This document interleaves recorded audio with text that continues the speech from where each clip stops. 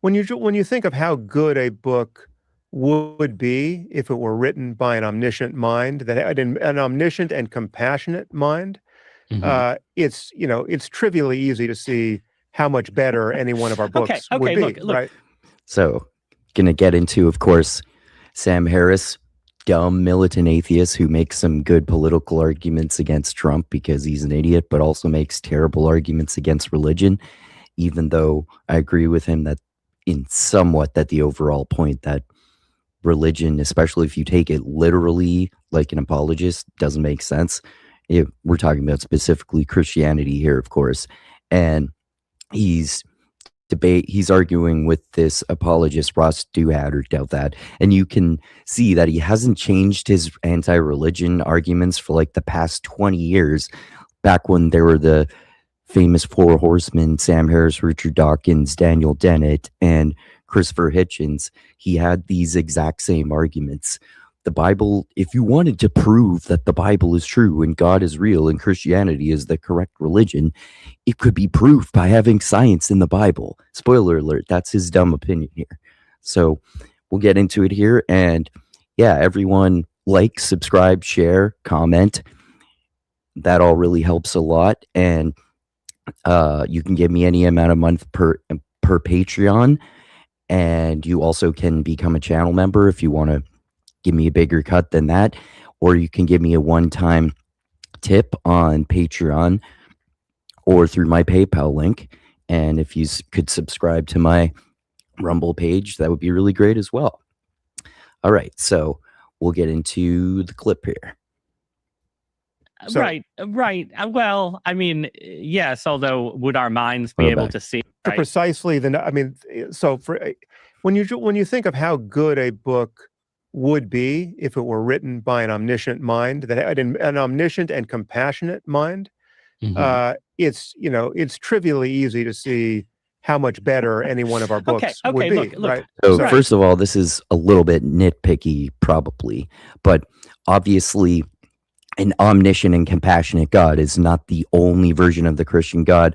A lot of, especially more conservative Christians, seem to follow the Old Testament more than the New Testament, even though you kind of should follow the New Testament more if you're Christian, because one of the main things that separates atheists from Christians is the New Testament, and Jewish people only not celebrate, but only follow the Old Testament. And then also there are many alternative theological ways of looking at God, right?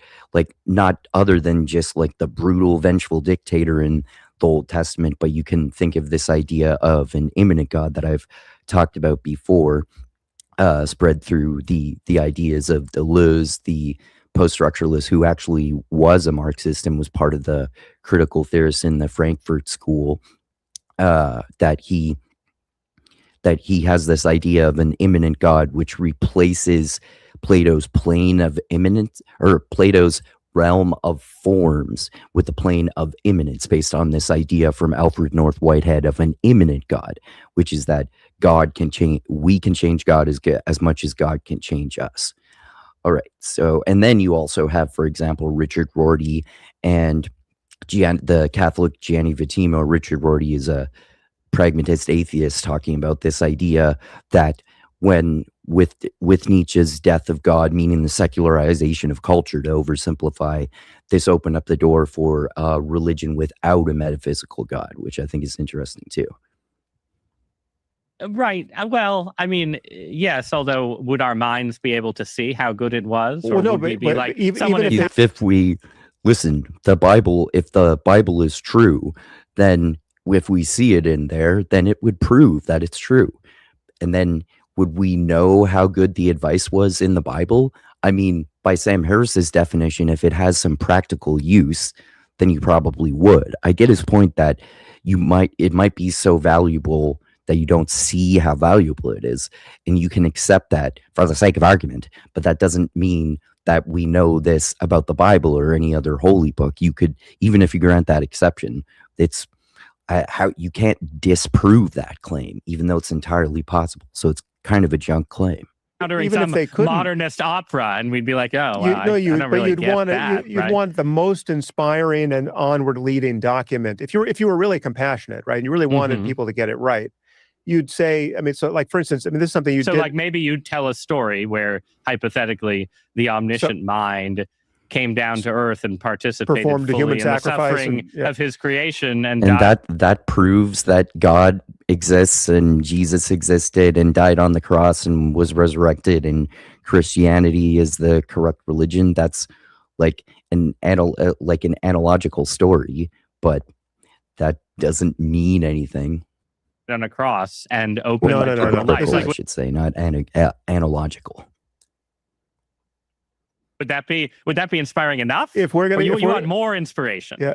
So That's not enough. if It's you, inspiring. It so for doesn't instance, prove in your anything. book, you draw the this is sort of where we're going here. You, like one point you make is that the utility of mathematics, right? The scientific utility of mathematics, the fact that math not only can help us describe what we empirically discover about nature, but can indicate areas in the darkness that we hadn't yet fathomed, and lo and behold, we discover that there's something in the structure of Right. equations that's predicting, physical reality. And Yeah, that's how science works, and it works very differently from religion. If you wanna be a biblical literalist, then yes, scientifically, the science in the Bible is wrong. Although it obviously doesn't necessarily claim to be science either.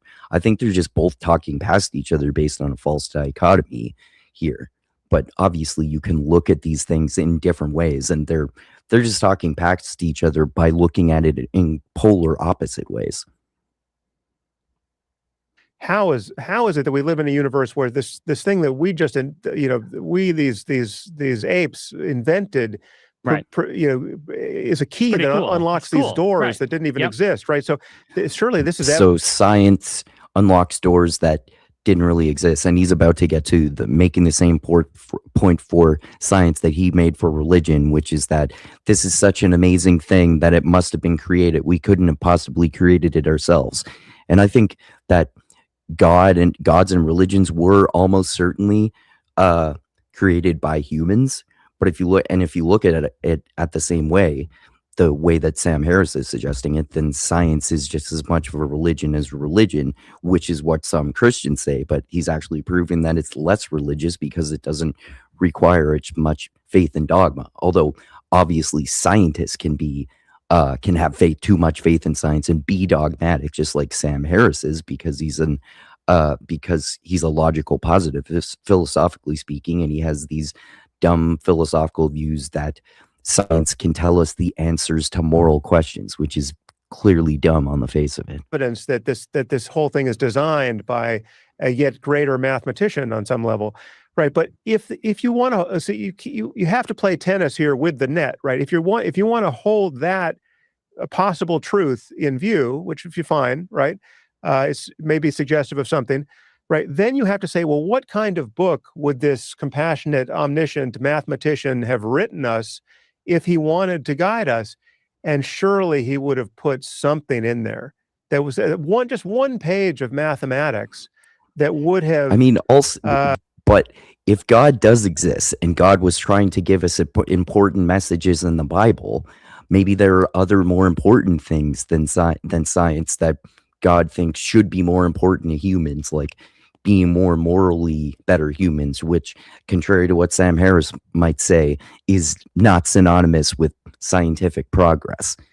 Sometimes scientific progress can be bad, which Sam Harris himself would admit, in terms of the rapid progression of AI that could easily lead to human extinction. And he has more of a doomer perspective on AI, and he always has. So he obviously can see the merit of that particular argument. Inspired, or even now, 2,000 years later, would have inspired human mathematicians to one recognize that they live in a universe that was so designed. He's making a bad point. However, it's also reminding me of the religious point, which some people make, which is that religion created science, so we wouldn't have science without religion, so we need religion, which is just as stupid as saying that science created religion, so we wouldn't have religion without science, so we need science to have religion. It's logically stupid either way. too continue to deepen their understanding of it. I mean, that would be so easy to have done, right? I mean, So David Hilbert could have done it. You want one theoretical physics proof Just encoded. It doesn't have to be encoded. Jesus just has to say it. He's out there preaching, and he's like, by the way, you won't get this for a while, but E equals MC squared. Yes, exactly. It would make no fucking sense out of context, too, right? You won't understand this for a while, but E equals MC squared. Would we ever even be able to figure out what that means if we don't have the relevant context? It kind of reminds me of that whole thing in the Hitchhiker's Guide to Galaxy books where the super intelligent species in the future used a series of supercomputers running billion year simulations to figure out what the right question is to ask to the answer of the ultimate meaning of life, the universe, and everything, because the ultimate meaning of the life and universe and everything is 42, but no one ever figures out the right question, right? So by the same token, if you see E equals MC squared, but you never figure out why that is an answer to anything, then it's really irrelevant anyway, in the same way that the number 42 is irrelevant if you don't actually understand what the correct question is to ask in order to arrive at that answer, right? Something that no denizen of the first century could have said, proving the omniscient or supernatural origin of the text. If they had said that, then you wouldn't know retroactively that they could not have possibly said that. So you wouldn't know that it's proof of science existing before we discovered it, because people would think that it had just already been discovered and someone wrote it down in a book. So his own argument is just philosophically and logically bankrupt. Surely you want that. That is fair. I think that it's not fair. It's a stupid argument.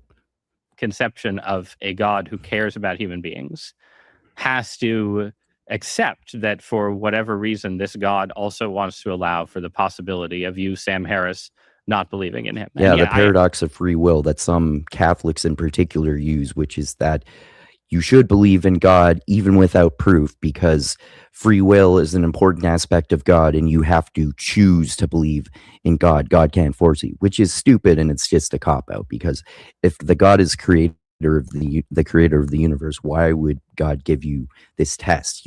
There are plenty of reasons why it could happen, but people all have their different reasons, and to propose that is like, paradoxes can be appealing, but paradoxes, if you look at them logically in terms of coming to answers to scientific questions, paradoxes are not useful. I agree. I can imagine a world that's a good example. I can think of 1,000 others where God makes it just 10% easier for me to argue to you. Easier to believe. He means 100% prove the existence of God and the validity of Christianity. And you swap out a couple of lines about sacrificing goats, and you swap in a little. You don't want the sacrificing goats.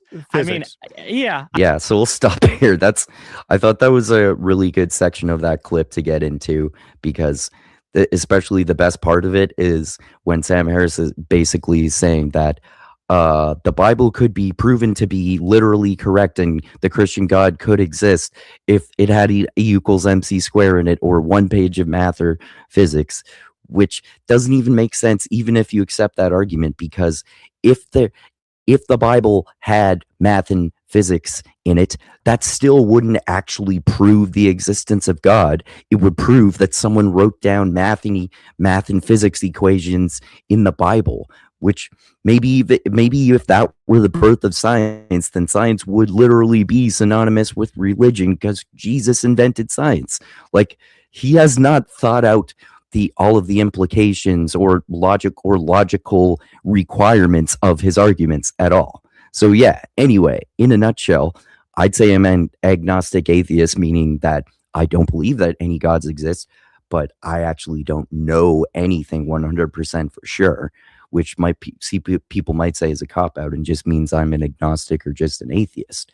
But anyway, if you want to use religious arguments against religion, they're very stupid religious arguments. Douthat is making some, but you shouldn't respond to that with terrible arguments against religion like those that Sam Harris and other militant atheists use, which is just using dumb circular logic without even realizing how he's starting with his bias and just using endless confirmation bias.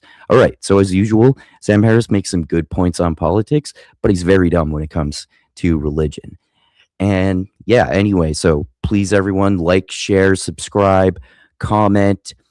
You can give me any amount of money per month on Patreon or a one-time tip. You can give me any amount of money per month as a YouTube member if you want to give me a bigger cut than Patreon, or you can give me a one-time tip through my PayPal link. And please subscribe to my Rumble page as well. Really appreciate all that. All right. Thanks again, everyone, and keep being a nerd and detecting terrible arguments like those of Sam Harris. Until next time, adios, nerds.